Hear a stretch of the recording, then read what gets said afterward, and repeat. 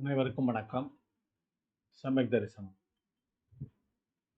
நல்லறம் என்கின்ற YouTube channel வழியாக நாம் சமண அறநூல்களை கற்று வருகிறோம். அதிலே சமண அறநூல்களிலே மிகவும் முக்கியமானதும் அதனுடைய சமண ஆகம கருத்துக்களை உறுதியாகவும் முழுமையாகவும் கோரக்கூடியதுமான நூல் என்று தத்துவார்த்த சூத்திரம் என்கின்ற நூலை நாம் அறிந்திருக்கிறோம். இந்நூல் ஆச்சாரிய ஸ்ரீ உமாசுவாமி அவர்களால் எழுதப்பட்டது. சமஸ்கிருத மொழியிலே இருப்பது. இந்த நூலிலே வருகின்ற சூத்திரங்கள் ஒவ்வொன்றும் தன் விளக்கமாக கூறப்பட்டிருக்கின்றன. அவற்றை அறிவதற்கு நாம் சில உரைநூல்களை எல்லாம் கற்க வேண்டியுள்ளது. பல உரைநூல்கள் வந்திருக்கின்றன. வடமொழியிலே சமஸ்கிருதத்திலே கூட இதற்கு உரைநூல்கள் எல்லாம் இருக்கு. தமிழை பொறுத்த வரைக்கும் உரைநூலாக 1944 நம்முடைய திவ்ய பவ்யர் ஸ்ரீ பாலவர்ணிஜி என்பவர் எழுதியிருக்கின்ற நூல் பழமையான உரைநூலாக கருதலாம். அதற்கும் பழைய நூல்கள் இருக்கிறதா என்று அறிய இயலவில்லை. அதன் பிறகு கூட பல நூல்கள் சாஸ்திரியார்களாலும் மற்றும் மொழிபெயர்ப்பாளர்களாலும் எழுதப்பட்டிருக்கின்றன. சர்வார்த்த சித்தி என்ற நூல் தமிழிலே மொழிபெயர்க்கப்பட்டிருக்கிறது. அந்த நூல் மிக விரிவான உரையாக காணப்படுகிறது. இந்த தத்துவார்த்த சூத்திரத்தை நாம் அவற்றை விளக்கம் அளிப்பது என்பது மிகவும் சிரமமான ஒரு விஷயமாக நான் கருதுகிறேன். ஏன் என்று சொன்னால் அதில் பல அடிப்படை தத்துவங்கள் எல்லாம் இருக்கின்றன. அவற்றை நாம் தவறாக புரிந்து கொள்ளக்கூடாது என்பதால் இந்த தத்துவ சூத்திர விளக்க உரையினை நம்முடைய பாணியிலே, அதாவது இந்த பிபிடி போட்டு விளக்கம் செய்வதிலே நான் ஒரு சில தயக்கங்களை காட்டியிருந்தேன். இருந்தாலும் ஒரு சில ஆர்வலர்கள் இது குறித்து கோரியிருக்கிறதுனால இந்த உரையினை வழங்குவதற்கு நான் முயன்றுள்ளேன். தவறுகள் இருக்கக்கூடும், அல்லது போதுமான விவரங்கள் இல்லாமல் இருக்கக்கூடும். அவ்வாறு இருக்குமானால் அதனை சுட்டி காட்டினால் அவற்றினை வருகின்ற பதிவுகளிலே நாம் தெரிந்து கொண்டு இதனை சிறப்பாக்குவதற்கு முயற்சி செய்யலாம்.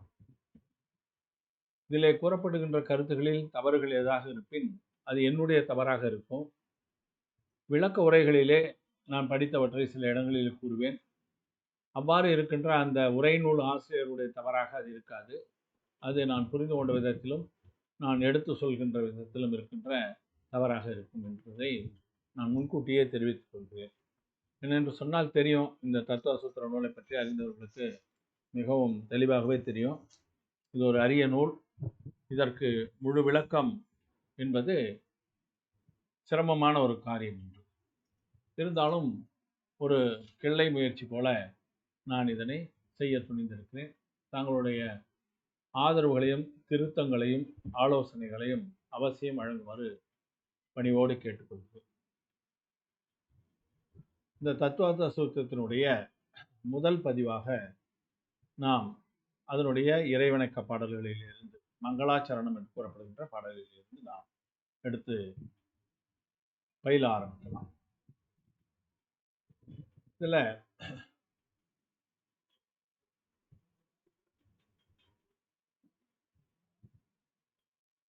தத்துவார்த்த சூத்திரம் நூல் ஆச்சாரிய ஸ்ரீ உமா சுவாமியால் எழுதப்பட்டது.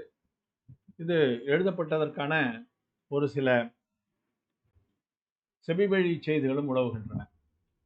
குஜராத் மாநிலத்திலே ஒரு சேட், வணிகர் ஒருவர் தினம்தோறும் ஒரு சூத்திரத்தை நான் எழுதிதான் உணவு அருந்துவேன் என்று ஒரு விவரத்தை எடுத்துக்கொண்டார்.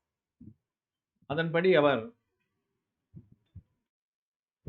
தரிசன ஞான சாரித்ராணி மோட்ச மார்க்க என்று ஒரு சூத்திரத்தை எழுதினார். அதனை தன்னுடைய வீட்டு தூணிலே எழுதி வைத்தார் முதல் நாள். அதற்கு அடுத்த நாள் அவர் வியாபார நிமித்தமாக தன்னுடைய பணி நிமித்தமாக வெளியே செல்ல வேண்டியிருந்தது. அப்போது ஒரு முனிவர் அங்கு சரியாவாக வருகிறார். பொதுவா பழைய காலத்துல முற்காலத்துல எல்லாம் அருகிலே இருக்கின்ற ஊர் சின்னதாக இருக்கும். அருகிலே இருக்கின்ற காட்டிலே தவம் செய்து கொண்டிருப்பார்கள் முனிவர்கள். அவர்கள் உணவு அருந்துகின்ற அந்த நோக்கத்தோடு அல்லது அந்த நிகழ்வுக்காக ஊருக்குள்ளே வருவார்கள். அவர்கள் வரும்பொழுது அங்க இருக்கின்ற ஸ்ராவகர்கள் எல்லாம் எல்லோருமே அவருடைய வீட்டிலே சுத்த ஆகாரத்தை தான் செய்து வைத்திருப்பார்கள். அதாவது அவர்களுக்கு தனி என்றும் முனிவர்களுக்கு தனி என்றும் கிடையாது. அப்போதைய காலத்திலே ஸ்ராவகர்களுடைய சுத்த ஆகாரம் எந்த வீட்டிலே அவர்கள் அழைத்தாலும் அதை ஏற்றுக்கொள்ளுகின்ற அந்த மனநிலையிலே முனிவர் இருந்தால் அப்போது அந்த நவதாபத்தியோடு அவர்கள் அழைக்கும் போது சென்று அந்த உணவினை ஏற்றுக்கொள்வார்கள், ஆகாரம் ஏற்றுக்கொள்வார். அதுதான் முன்பு இருந்த முறை. அவ்வாறு ஒரு முனிவர் அந்த கிராமத்துக்குள்ளார வருகிறார். அப்போது அதை பார்த்த அந்த வணிகருடைய மனைவி அவரை வணங்கி தன்னுடைய இல்லத்திலே ஆகாரம் ஏற்றுக்கொள்ள வேண்டும் என்று வேண்டுகிறார். முனிவரும் ஆகாரத்தை முடித்து வெளியே வரும்பொழுது அந்த தூணிலே தரிசன ஞான சாரித்ராணி மோட்சமார்க்க என்று எழுதியிருப்பதை பார்த்துட்டு அவர் ஒன்றும் சொல்லலை. முன்னாடி சம்யக் என்ற அந்த வார்த்தையை மட்டும் சேர்க்கிறார். சம்யக் தரிசன ஞான சாரித்ராணி மோட்சமார்க்க என்று அந்த சூத்திரம் முழுமையாக ஆவதாக அவர் எழுதி வைத்து சென்று விடுகிறார். மாலையிலே வீட்டுக்கு வந்த அந்த வணிகர் அந்த திருத்தத்தை பார்க்கிறார். திருத்தம் இல்லை, அந்த வார்த்தை சேர்க்கப்பட்டிருக்கிறதை பார்க்கிறார். முன்னாடி அவருக்கு அப்போதுதான் பொறி தட்டுவது போல முழுமை அடைந்திருக்கிறது இந்த சூத்திரம், ஒரு குறைபாடு இருந்ததே என்று நினைத்தோம், இப்போது முழுமை அடைந்திருக்கிறது என்று நினைத்து தன்னுடைய மனைவியிடம் கேட்கிறார், யார் இதை திருத்தினாங்கன்ட்டு. அப்போது ஒரு முனிவர் வந்தார், ஆகாரம் ஏற்றுக்கொண்டார். அவர் ஆகாரம் ஏற்றுக்கொண்டு விட்டு காட்டுக்குள்ளே சென்று விட்டார் என்று கூறுகிறார். அப்போது அந்த முனிவரை தேடி அவன் காட்டுக்குள்ளே வர பல பேர் இருக்கிறாங்க. அதிலே தனித்த தவமாக செய்து கொண்டிருந்த ஒரு முனிவரை பார்ப்பதோ, அவருடைய தேஜஸ், அவருடைய அருள் வடிவம், அவர் கண்ணை மூடி ஆழ்ந்த தியானத்தில் இருக்கின்ற அந்த கோலம், இவற்றையெல்லாம் பார்த்தவுடன் அவரிடம் சென்று வணங்கி அவர் தவம் கலையும் வரை, தியானம் கலையும் வரை அவர் அமர்ந்திருக்கிறார். அப்போது அவர் தியானம் கலைந்தவுடன் இந்த விஷயத்தை அவர் கேட்கிறார். தாங்கள் தான் உணவருந்தி வந்தீர்கள் என்று நினைக்கிறேன், இந்த வார்த்தையை சேர்த்தது தாங்கள் தானா, அதுக்கு எனக்கு விளக்கம் வேண்டும் அப்படின்னு சொல்லி கேட்கிறார். அப்போது அவருக்கு ஏன் அந்த சம்யக்குன்ற வார்த்தையை ஏன் சேர்த்தேன் என்ற விளக்கத்தை அவரிடம் கூறுகிறார். அதை கேட்டவுடன் அந்த வணிகர் ஆகமம் என்றால் இதுதான், ஆகம வார்த்தை என்றால் இதுதான் என்பதை உணர்ந்து, எனக்காக அல்லது இந்த சமுதாயத்துக்காக, ஜெயின மக்களுக்காக தாங்கள் இந்த ஆகம கருத்துக்கள் கொண்ட நூலினை இயற்றி அருள வேண்டும் என்று அவரிடம் வேண்டுகோள் விடுக்கிறார். அவ்வாறு வேண்டுகோள் விடுத்தவுடன் பிறக்கின்ற நூலாக இந்த நூல் பிறந்தது என்று நமக்கு ஒரு செவிவழியாகவும் பரம்பரையாகவும் இந்த செய்தியானது நமக்கு கிடைத்தது. இந்த நூல் உருவான கதை என்று நாம், அந்த வரலாறு என்று நாம் தெரிந்து கொள்ளலாம். அது நூலிலே கொடுத்திருப்பதால் அதை முன்கூட்டியே இதிலே குறிப்பிட்டோம். இந்த நூலினுடைய மங்களாச்சரணம், இறைவணக்க பாடல் என்று நாம் சொல்றோம் இல்ல, அந்த மங்களாச்சரணம். மோக்ஷ மார்கஸ்ய நேதாரம் வேதாரம் கர்மபோப்ரதாம் ஞாதாரம் விஸ்வதத்வானாம் வந்தே தத்குணலப்தயே. இதில் எழுத்துக்களை கொஞ்சம் நம்ம படிப்பதற்கேற்ற மாதிரி பிரித்து எழுதியிருக்கேன், புத்தகங்களை சேர்ந்து கூட இருக்கலாம். மோக்ஷ மார்கஸ்ய நேதாரம் வேதாரம் கர்மபோப்ரதாம் ஞாதாரம் விஸ்வதத்வானாம் வந்தே தத்குணலப்தயே. வந்தே என்றால் வணங்குகிறேன். எதற்காக வணங்குகிறேன்? தத்குண லப்தையே, உங்களுடைய குணத்தை பெறுவதற்காக, உங்களுடைய குணத்தை நானும் பெற வேண்டும் என்று வணங்குகிறேன். யாரை வணங்குகிறார்? சித்த பகவானை, அரகந்த பகவானை நம்ம எடுத்துக்கொள்ளலாம். சித்த பகவானை வணங்குவதாக நாம் எடுத்துக்கொள்ளலாம். இது யாரையும் குறிப்பிடல பாருங்க. ஆனால் அவருடைய அடையாளங்களை இங்கே குறிப்பிடுகிறார். அவர் எப்படிப்பட்டவர்? மோட்ச மார்க்கஸ்ய நேதாரம். நேதா, நேதா என்றால் தலைவர், வழிகாட்டி என்று கூறலாம். அவர்தான் நமக்கு வழிகாட்டக்கூடியது. எதற்கான வழி? மோட்ச மார்க்கஸ்ய நேதாரம். மோட்ச மார்க்கம், முக்தி வழிக்கு தலைவராக இருக்கக்கூடியவர், அந்த வழியை காட்டக்கூடியவர். அது முதல் குணம், அவருடைய குணம். வேதாராம் கர்ம பூப்ருதாம். கர்ம வினைகள், மலை பூப்ருதாம். வினை மலை இருக்குது. வினை ஒவ்வொரு ஆன்மாவுடன் மலை போல அவ்வளோ பிரம்மாண்டமாக ஆக்கிரமித்து கொண்டு இருக்கு. அதை என்ன செய்திருக்கிறார்? பேதாரம். அதை தூள் தூளாக உடைத்து எரிந்திருக்கிறார். இது இரண்டாவது குணம். மூன்றாவது ஞாதாரம், அவருடைய ஞானம். விஸ்வ தத்துவானாம், உலக தத்துவங்களில் முழுமையான ஞானத்தை அடைந்தவராக.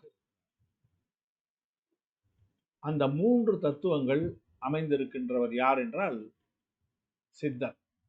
அந்த சித்தருடைய குணத்தை நானும் அடைய வேண்டும் என்பதாக இந்த இறைவணக்க பாடல் இருக்கிறது. ஆனால் நூலினுடைய முதல் காதை நம்ம ஏற்கனவே பார்த்தோம். அதுதான். இது ஆசிரியரால் எழுதப்பட்டதா அல்லது பின்னாடி வந்த உரைநூல் ஆசிரியர்களால் இந்த மங்களாச்சரணம் எழுதப்பட்டிருக்கலாம், அல்லது ஆசிரியரை கூட எழுதியிருக்கலாம். அந்த ஆச்சாரிய ஸ்ரீமா சுவாமியை கூட எழுதியிருக்கலாம் நூல்களிலே. ஆனால் முதல் காதையாக, முதல் சூத்திரமாக அடுத்ததாக வருகின்ற நம்ம ஏற்கனவே பார்த்த அந்த சூத்திரம் தான் வரும். அதனால இதனை நாம் அறிந்து கொள்ள வேண்டும். இது இறைவணக்க பாடலாக, முக்திக்கு வழி, முக்தி வழிக்கு தலைவன், வழிகாட்டி, அவருடைய குணம். கர்ம மலையினை தூளாக்கியவர், உலகின் தத்துவங்களை முழுவதும் உணர்ந்தவர்.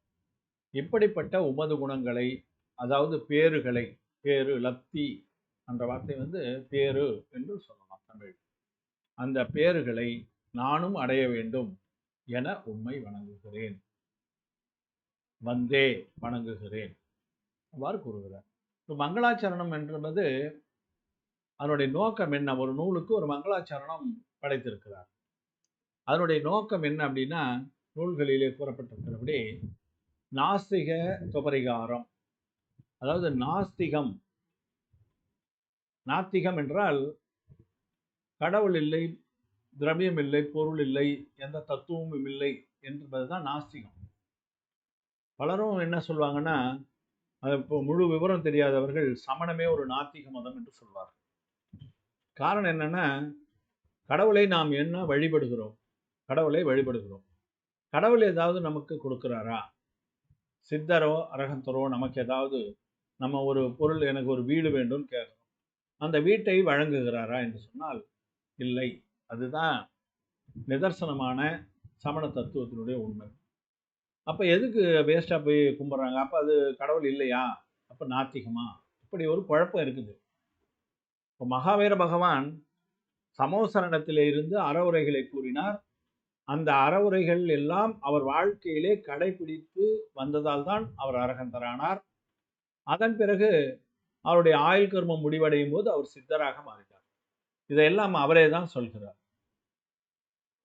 எவ்வாறு நடக்க வேண்டும் என்பதை தன்னுடைய வாழ்க்கையிலே அனுபவித்து அதனை மக்களுக்கு எடுத்து கூறி, இப்படி நடந்தால் நீங்களும் என்னை போல ஆகலாம், சித்த ஆன்மாவாக ஆகலாம் என்பதனை நமக்கு எடுத்து கூறிவிட்டு சென்றிருக்கிறார்.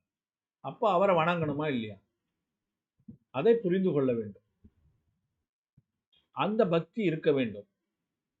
அதனால சமணம் என்பது நாஸ்திக மதம் அல்ல, தன்னுடைய ஆன்மாவை சித்த ஆன்மாவாக மாற்றக்கூடிய வழியினை கற்பிக்கின்ற மார்க்கம்.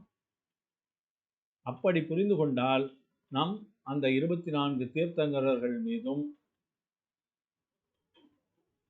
அனந்தானந்த சித்த உயிர்கள் மீதும், தற்போது பஞ்சபரமேஸ்வரியிலே இருக்கக்கூடிய ஆச்சாரிய உபாத்தியாய சாதுக்கள் மீதும் நாம் பக்தியை செலுத்த வேண்டும். அதைத்தான் இது கற்பிக்கிறது. நாஸ்திகம் என்று சொல்லக்கூடிய நம்பிக்கை இன்மையை திருத்தி எதை நம்புவது என்பது சரியான வழியை காட்டும். சிஷ்டாச்சார பரிபாலனம், ஆச்சாரம் என்றால் ஒழுக்கம். அந்த நூல்களிலே ஆகமத்திலே கூறப்பட்டிருக்கின்ற ஒழுக்கத்தை நமக்கு கற்பித்து சரியான வழியை பின்பற்ற செய்தது. புண்ணிய பிராப்தினா நாம் எந்த செயலை செய்தாலும் ஒன்று புண்ணியம் வரும், இல்லைன்னா பாவம் வந்து சேரும். ரெண்டுத்துல ஏதாவது ஒன்று வந்து சேர்ந்து கொண்டே தான் இருக்கும். ஒவ்வொரு நொடியும் நமக்கு வந்து சேர்ந்து கொண்டே இருக்கிறது.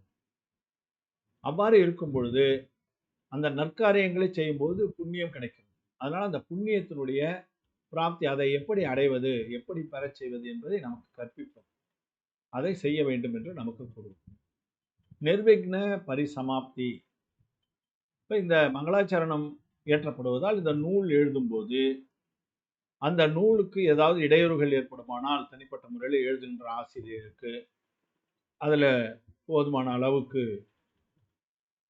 வசதிகள் இல்லாமல் இருந்தாலும் அந்த இடையூறுகள் எல்லாம் களைய வேண்டும் என்று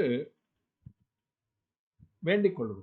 இதுதான் இந்த மங்களாச்சரணத்தினுடைய நோக்கம். மங்களாச்சரணம் பெரும்பாலும் பார்த்தீங்கன்னா நூலினுடைய ஆரம்பத்திலும் நடுவிலும் இறுதியிலும் துதிகளாக கூறப்படுவதை பொதுவாக நூல்கள் குறிப்பிடுகிறது. இருந்தாலும் நூலினுடைய துவக்கத்தில் இது இருக்கிறது. அதனால இந்த மங்களாச்சரணத்தினுடைய நோக்கத்தை நாம் புரிந்து கொள்ள வேண்டும்.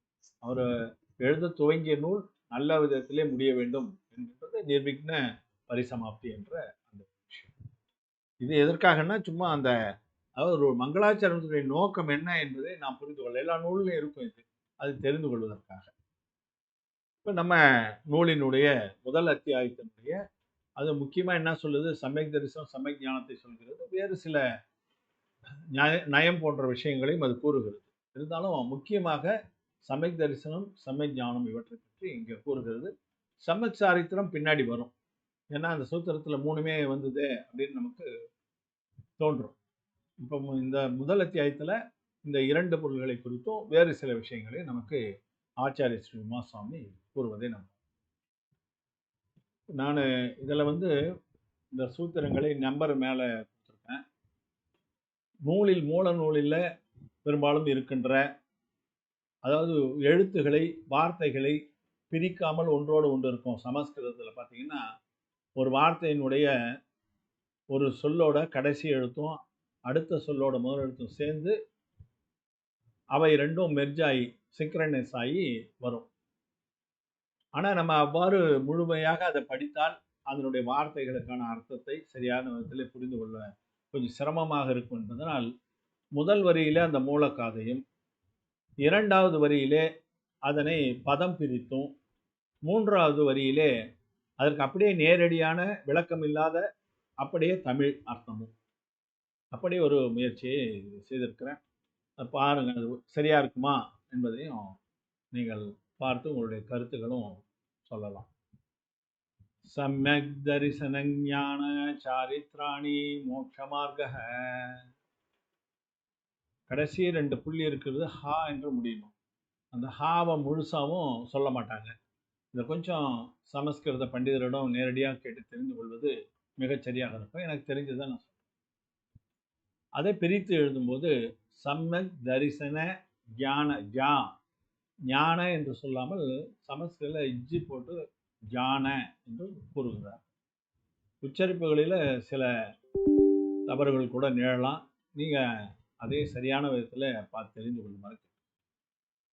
சம்யக் தரிசன ஞான சாரித்ராணி மோட்ச மார்க்க. சம்யக் அப்படின்றது நல் அப்படின்னு அர்த்தம். அதனால சம்யக் தரிசனம் நற்காட்சி, சம்யக் ஞானம் நல் ஞானம், சம்யக் சாரித்திரம் நல்லொழுக்கம். அந்த சம்யக் என்பதை ஒவ்வொரு வார்த்தையோடும் நாம் கூட்டிக் கொள்ள வேண்டும். சம்யக் தரிசனம், சம்யக் ஞானம், சம்யக் சாரித்திரம், இதுவே மோட்ச மார்க்கம். நற்காட்சி, நல்ஞானம், நல்லொழுக்கம், இதுவே முக்திக்கான வழி என்று முதல் சூத்திரம் சொல்கிறது. இதற்கு எல்லா விளக்கமும் பின்னாடி வரப்போறதால இதற்கு விரிவான விளக்கம் இங்கே பார்க்க வேண்டியதில்லை. ஏன்னா நற்காட்சினா என்ன, நல்ஞானம்னா என்ன, நல்லொழுக்கம்னா என்ன, முக்தினா என்ன, எல்லாத்தையும் நமக்கு இந்த நூலிலே வருகின்ற அடுத்தடுத்த காதைகள் நமக்கு விளக்குகின்றன. அதனால இதில் இருக்கிற அந்த பொதுவான அர்த்தத்தை மட்டும் நாம் தெரிந்து கொள்வது. ரெண்டாவது சூத்திரம். அதில் ஒரு கொஸ்டின், அதற்கு விடை. தத்வார்த்த ஸ்ரத்தானம் சம்யக் தர்சனம். தத்வார்த்த ஸ்ரத்தானம் சம்யக் தர்சனம். தத்வார்த்த சத்தானம் சம்யக் தர்சனம் பிரிச்சு. தத்துவார்த்தம் தத்துவங்களில், தத்துவங்கள் என்றால் என்ன, அது பின்னாடி வரும். அந்த கூறப்படுகின்ற அந்த தத்துவங்களில், சமண மதத்திலே பகவானால் கூறப்பட்ட தத்துவங்கள், அந்த தத்துவங்கள் மீது ஸ்ரத்தானம், சிரத்தை என்று நம்ம சொல்லுவோம். ஒரு வேலையை கவனமாக செய்ய, முழுமையாக செய்யன்னு சொல்லும்போது சிரத்தையாக செய்ய வேண்டும். தப்பான வழியில் புரிந்து கொள்ளாமல் சரியான வழியிலே புரிந்து கொண்டு செய்யணும் ஒரு செயலை. அதை தமிழில் கூட என்ன சொல்லுவோம், சிரத்தையாக செய்ய, அப்பா ரொம்ப சிரத்தையாக செய்வான் அந்த வேலையை அப்படின்னு ஒருத்தர் சொல்லுவோம். அதனால முழு நம்பிக்கை என்பதை அதுக்கு நேரடியான பொருள். சத்தானம், சம்யக் தரிசனம். இப்போ சம்யக் தரிசனம், சம்யக் ஞானம், சம்யக் சாரித்திரம்னு 3 சொன்னீங்களே, அப்போ அதெல்லாம் என்னன்னு கேட்டால், சம்யக் தரிசனத்துக்கு முதல்ல விளக்கம் இதிலே. தத்துவங்களில் முழு நம்பிக்கையே நற்காட்சி என்கின்ற சம்யக். தத்துவங்களில் முழு நம்பிக்கை, அதுதான் அதில் எந்த விதமான ஐயப்பாடும் இல்லாமல் இருக்கின்ற அந்த நம்பிக்கை. சம்யக் தரிசனம் நற்காட்சி என்பது குறித்து நம்ம அருங்கலச்சிப்பிலே 54 குறட்பாக்களிலே விளக்கம் முழுமையாக கொடுக்கப்பட்டிருக்கிறது. இதில் ரொம்ப மறுபடியும் அதையே முக்கியமானது மட்டும் இங்கே பார்க்கலாம். அதை முழுமையாக தெரிந்து கொள்ள வேண்டியவர்கள் நம்முடைய பிளேலிஸ்டில் அதை சேர்த்திருக்கிறேன். அதனுடைய அருங்கலச்சிப்பு நூலினுடைய ஆரம்ப காதைகளை பார்த்தால் முழுமையாகும். தத்துவங்களில் முழு நம்பிக்கையே நற்காட்சி. அடுத்ததாக 3வது காதை. தன்னிசர்காத் அதிகமாத்வா, தன்னிசர்காத் அதிகமாத்வா. இதை ஒன்னோட ஒன்று எழுத்து சேரும்போது இந்த மாதிரி வருது. அது தனித்தனியாக பிரிக்கும்போது தத்துன்ற வார்த்தை நிறைய இடத்துல வரும். அதுன்னு அர்த்தம்.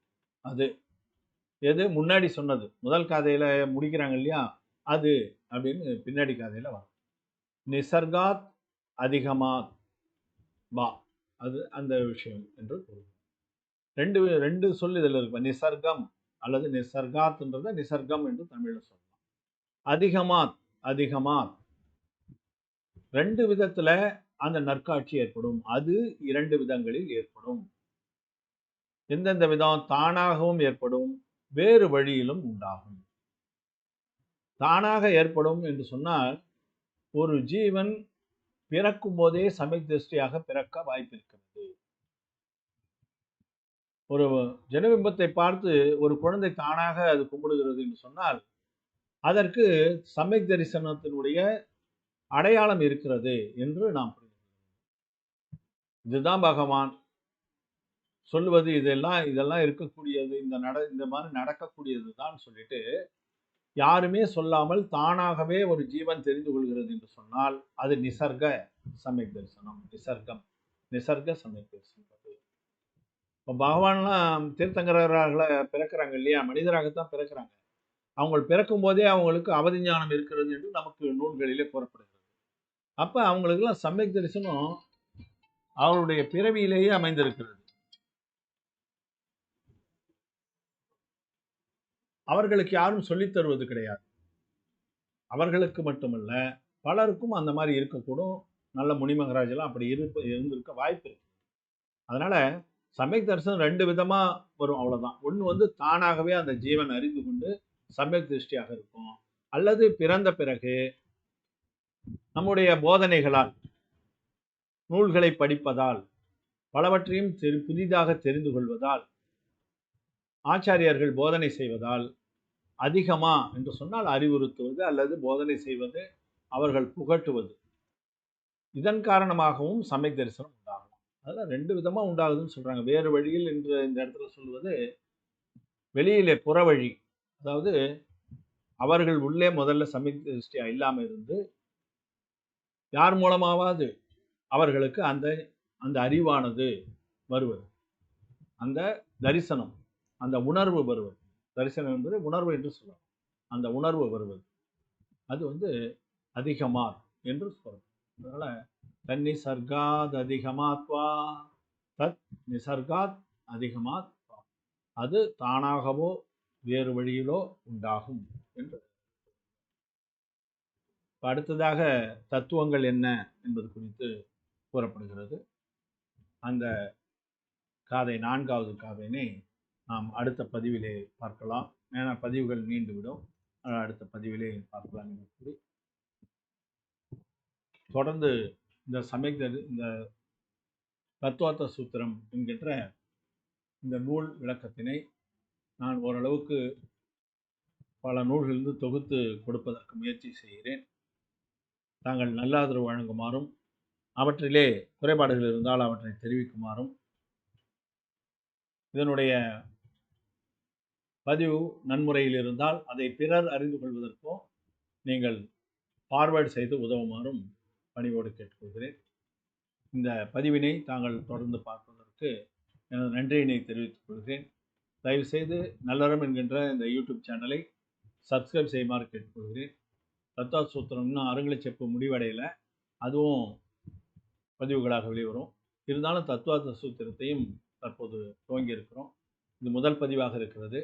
புதிதாக அறிந்து கொள்வதற்கு ஆவல் இருப்பவர்களுக்கு தயவுசெய்து இந்த பதிவினை ஃபார்வேர்டு செய்து குரூப்புகளிலே, உங்களுடைய குழுக்களிலே ஃபார்வேர்ட் செய்து அவர்கள் அறிவதற்கும் உதவி செய்யுமாறு பணிவோடு கேட்டுக்கொள்கிறேன்.